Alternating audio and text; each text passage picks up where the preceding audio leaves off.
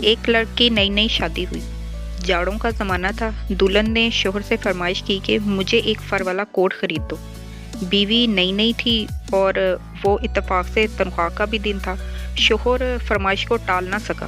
وہ بازار میں فر کوٹ کی دکان پر پہنچے۔ بیوی نے کسی جانور کی کھال کا ایک کوٹ پسند کیا۔ کوٹ کے دام 140 روپے اور شوہر کی تنخواہ 150 روپے، لیکن شوہر کے وقار کا سوال تھا، اس لیے اس نے انکار نہ کیا۔ دام ادا کر کے کوٹ خرید لیا۔ بیوی نے خوش ہو کر کہا، اجی تم کتنے اچھے ہو، لیکن نہ جانے کیوں مجھے اس وقت اس جانور پر بھی افسوس ہو رہا ہے جس کی اس کوٹ کے لیے کھال کھینچی گئی۔ شوہر نے ایک ٹھنڈی آہ بھر کر کہا، اس ہمدردی کے لیے میں تمہارا شکر گزار ہوں۔ شوہر نے اپنی بیوی کا شکریہ تو ادا کر دیا، لیکن بات ابھی ختم ہوئی۔ ہم اس شوہر کو بڑا خوش قسمت سمجھتے ہیں کہ قدرت نے اسے ایسی بیوی دی جو جانور یا شوہر یا پھر دونوں کی کھال کھینچنے پر اظہار افسوس تو کرتی ہے۔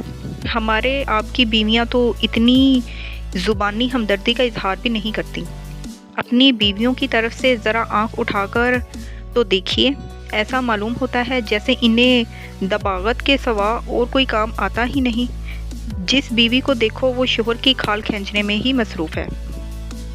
روز یہ لے آؤ وہ لے آؤ، اگر یہ وہ نہ لاؤ تو بس بیٹھی بال کی کھال نکالنا شروع کر دیتی ہیں۔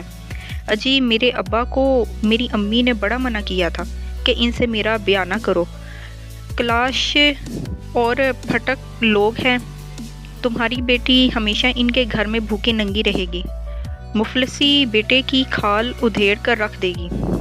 لیکن ابا جی بڑے ضدی تھے، وہ کہتے تھے کہ لڑکا صرف خاندانی شرافت دیکھنی چاہیے، کھال دیکھنی چاہیے، مال نہیں دیکھنا چاہیے۔ یہ میں صرف اپنے گھر کی بات نہیں بتا رہا ہوں، بلکہ ہر اس گھر کی بات بتا رہا ہوں جو میری طرح ایک مفلس اور کلاش گھرانہ ہے۔ یہ گفتگو تقریباً ہر ایسے گھر میں سنی جاتی ہے، لیکن آپ کا یہ کہنا بھی تو واقعی صحیح ہے۔ بیویاں بیچاری کریں بھی تو کیا کریں؟ دوسری جنگ عظیم کے بعد سے چیزیں کتنی مہنگی ہو گئی ہیں۔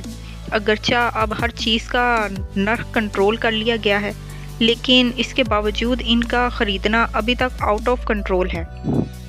ہمارے معاشرے میں بالمعروف کمانے والا ایک ہوتا ہے اور کھانے والے 10۔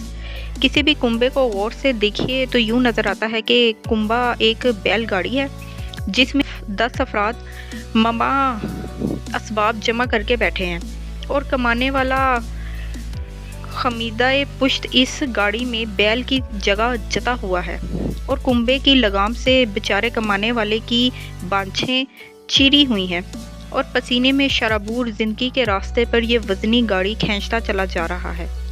اس کے برعکس باہر کے ممالک کے معاشروں پر غور کیا جائے تو وہاں کے کنبے کی گاڑی ہر فرد کھینچ رہا ہے، یہ ڈھیل رہا ہے۔ کنبے کی گاڑی پر صرف مال و اسباب ہے یا چھوٹے چھوٹے بچے بیٹھے ہیں۔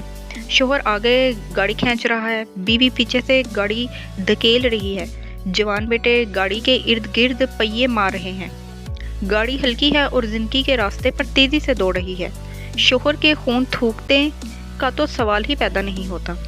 اس لیے میں کہتا ہوں کہ اپنے معاشرے میں بھی تعلیم نسواں، خواتین کے روزگار، نوجوان بچوں کے لیے درسی تعلیم کے علاوہ ہنر اور حرفت کی تعلیم بھی نہایت ضروری ہے۔ بیوی انڈے بھی ابالے، بچے بھی پالے، اور کسی گرلز اسکول یا دفاتر میں روزگار کی کرسی پر بھی کام کرے۔ رہے بچے جوان ہوتے ہی ان بچوں کو چاہیے کہ وہ جمعیت پنجابی سوداگران دلی کے بچوں کی طرح روزگار کی طرف متوجہ ہوں۔ ایسے بچے اپنے سے چھوٹے بچوں کو ٹیوشن پڑھائیں، part time short handed accounts وغیرہ سیکھیں، زندگی کا عالمی تجربہ حاصل کرنے کے لیے اسکول کے اوقات کے علاوہ کسی دکان یا فرم میں چھوٹا موٹا کام کریں، اور کم از کم اتنا تو کمانا شروع کر دیں کہ اگر جوتا نہ خرید سکے تو کم سے کم جوتے کی پالش ہی خود خرید سکے، اپنا ہیئر آئل، اپنا کرکٹ بلہ، اپنا رومال، اپنا سینما کا ٹکٹ خود خرید سکیں۔